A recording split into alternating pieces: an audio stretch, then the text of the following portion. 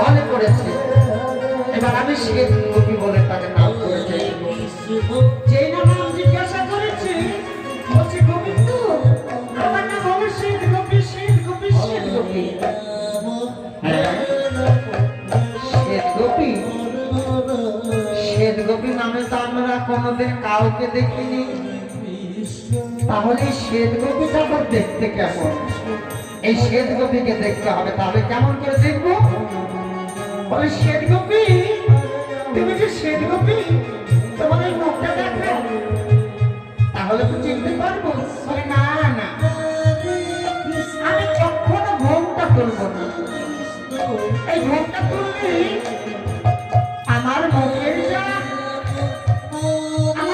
যা গঠন, তাদেরকে তুমি ভয় পাবে। আমি ঘোমটা তুলবো না। কি বললে? তুমি ঘোমটা তুলবে না? বেশ, তোমার ঘোমটা কি করে তুলতে হয় সে আমার ভালোভাবে জানা আছে। এই বলে গোবিন্দ আমার বসন ধরে বেরিয়েছে। তা হরে কৃষ্ণ হরে কৃষ্ণ কৃষ্ণ কৃষ্ণ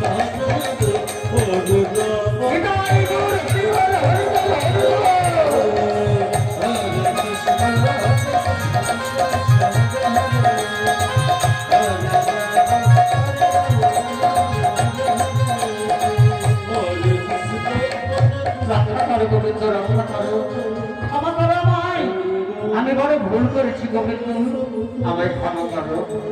দেখি আপনি এসেছেন এই রাসমঞ্চে, আপনি কি জানেন না এই রাসমঞ্চে পুরুষ ছাড়া, নারী ছাড়া পুরুষের নিষিদ্ধ? তাহলে কেন কেন আপনি রাসমঞ্চে অংশগ্রহণ করতে এসেছেন? বলো মহাদেব। প্রভু, আমার মনের বড় বাসনা, আমার মনের বড় বাসনা ছিল আমি রস দর্শন করব, তাই আমি নারীর বেশ ধারণ করে এসেছি। প্রভু আমায় ক্ষমা করে দাও, আমায় ক্ষমা করে দাও প্রভু। বললে মহেশ্বর, তুমি নারীর বেশ ধারণ করে ছলনা করতে এসেছো আমার কাছে। তুমি একটা ছলনাময়ী, তাই তুমি যে ছলনা করেছো আমার কাছে, তাই তোমার এই ছলনার কখনো ক্ষমা নেই। তুমি যে ছলনা করেছো তাই আমি তোমাকে ভীষণ করলাম। তুমি নারীর বেশ ধারণ করে আমার সঙ্গে ছলনা করেছো বলে তোমার গর্ভে সন্তানের জন্ম দেবে।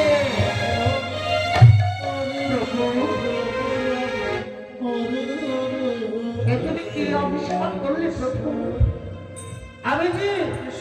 আমি যে পুরুষ